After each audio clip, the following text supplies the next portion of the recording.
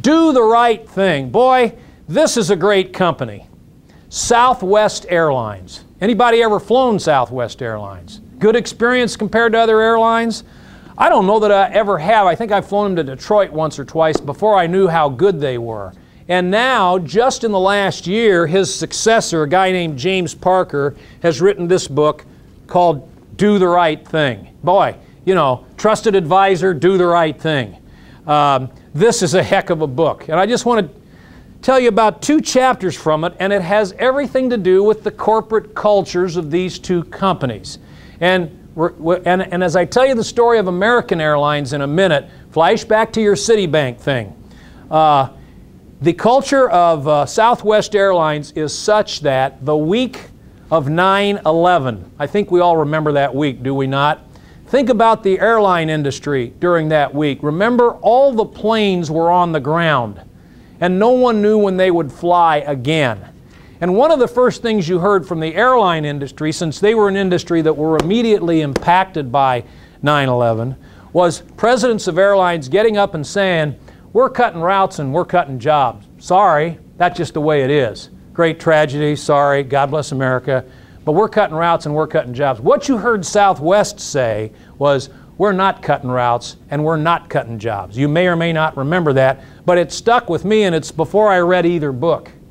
But what I didn't know, and what nobody knows, is Southwest was due to make a contribution to the 401k on 9/14 or 9/15. And with the planes on the ground, and for all they knew, they could have been on the ground for 2 more months or more. They made that contribution. They already said they weren't going to shut routes and jobs. Now they make the contribution to the 401k. What did their employees do that week of 9/11? To me, this is one of the great customer service stories ever. Their pilots and crews stuck in Indianapolis, say, on a flight from LA to Boston, with how many passengers? 100 passengers? All stuck. Nobody can rent a car, nobody can get a train, nothing's happening, right? These people are stuck. These people from Southwest took out their credit cards and took all the stranded passengers to dinner, no, to movies and bowling and stuff going on around the neighborhood. They did it without picking up a phone and calling Southwest and saying, should we do it? They did it because it was the right thing. They did it because Southwest made that donation to their 401k in the face of when everybody else was saying we're cutting routes and we're cutting jobs. Is that a great corporate culture? Man, I'll fly Southwest anytime I get a chance to.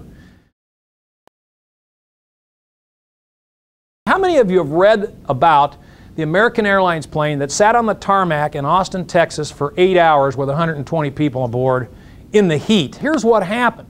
The plane was flying from California to Florida. It was delayed 2 hours because of mechanical difficulties, and so it got to Austin, Texas 2 hours late. They wouldn't let anybody, they'd all missed their connectors, naturally. They wouldn't let anybody off the plane. The pilot is talking to the tower, and he's talking to the desk, and he's talking to the baggage handlers and the president of the company and anybody else he can get. Can I pull up to an empty gate and let these people off this plane? Some of them live in Austin. They'd like to go home. Some of them would like to get a hotel room. 8 hours go by. The bathrooms don't work. There's no water on the plane. It's 90 degrees out, and there's 3 or 4 little kids on the plane.